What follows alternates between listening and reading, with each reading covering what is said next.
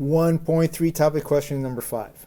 We have a planet and we have an object. We're told that if an object is dropped from a height ho from that planet, and if it's dropped, that means its initial velocity is 0. You let it go. It accelerates downward at gp. It'll take tp seconds to hit the bottom. On the moon of that planet, from the same height, we do the same thing, we drop it, but on the moon the acceleration downward is only 1/16 of gp, and they want to know the time. So notice, if you've been watching all the videos, right, I'm always starting with a sketch. So in the video I don't take the time to film myself drawing that, but you should definitely get in the habit of drawing quick sketches like this. Okay. All right. And so it's labeled TP. So the question says, how long does it take? So I'm going to help my brain think by seeing all the stuff I could figure out. They don't give you a variable, right, for the time it takes to fall here. So I'm going to say it takes TM, time, to go from here to here, right, to fall. That's how much time it takes. And then if you look at I'm looking down at the printout, they want everything in terms of TP. Oh, that sounds familiar. So really what we want to do is we want to find TM in terms of TP. Okay? So how did we do that before? Or if you didn't watch problem number 1, it's a similar kind of problem. All right, so we've got TP here. So this system somehow relates to TP, and if I can come up with a description, if I can represent the motion of the object on both the planet and the moon, I might be able to see how an expression for TM on the moon includes or has TP in it. Okay, so let's see if we could figure out what equations to use. We have the final, just going to get rid of this glare. We have the final initial velocity equations, right? V equals V naught AT. Oh, and we also have a height one. I'm just going to try writing a few of them down. Constant acceleration, GP. So if I customize it now for the planet, whatever my final velocity is, and I don't know what that is, it's just my final velocity P, that's going to equal V naught, well, so what's the general equation, right? General equation is V equals V naught plus AT.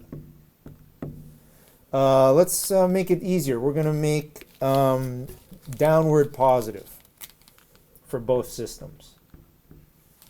So I don't have to worry about is it positive or negative. I know I'm starting at 0 up here anyway, so let's make it positive going down. So V equals V naught plus AT, and then we have X equals X naught plus V naught T plus 1/2 AT squared. I've got time information. In fact, I want to keep time information, so I'm not going to bother with the third equation because that one's timeless. So going back up over here, so if we look at the planet P, if I look at those two equations, I've got a position or a distance, right? Oh, what else? What else can I also assume here? And if my initial velocity is 0, I could say my initial position is 0, and if positive is downward, then down here my final position is h naught. Right? So that's just that. So I could substitute in h naught for x. So on planet P, since I have distance information, I've got time velocity. This one it's not like I can't use it, but this one seems to take into account all of that. Okay, so I'm going to use all that information. There's an announcement coming in telling students to get out. So sorry about the noise, but I'm going to use this one. I'm going to customize this equation for this system for the planet. So in terms of the planet, I know that my h naught, that's going to be 0 plus 0, right, times t. So I'm just going to put 0. Then plus 1/2, since downward's positive, I can just use GP. GP, how long did it take me to do that? TP. So I'll help my brain, I'm just going to simplify it. I've got 1/2 GP TP squared. I'm going to park that. It's not clear to me what the next step is, but let's do the same for the moon. So for the moon, doing the same substitution, I've got the moon, it follows HO, or my final X position for the same reasons, right? I could set 0 up here. My final position is going to be XO. 0, 0, right? But it's going to be 1/2. My acceleration on the moon is GP over 16.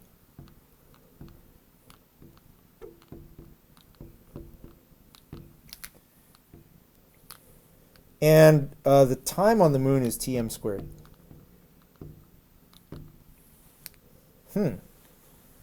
So I've got a 1/2 GPTP squared over here. That's HO. Oh, these two are the same. And this HO is in terms of TP. This HO is in terms of TM. I'm trying to find TM in terms of TP.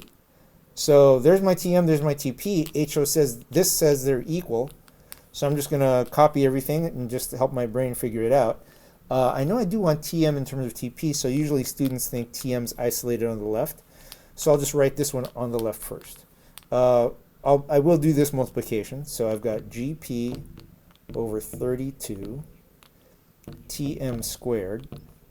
That's got to equal 1/2 GP TP squared. Think we're home free, right? Solve for TM, and you should be home free.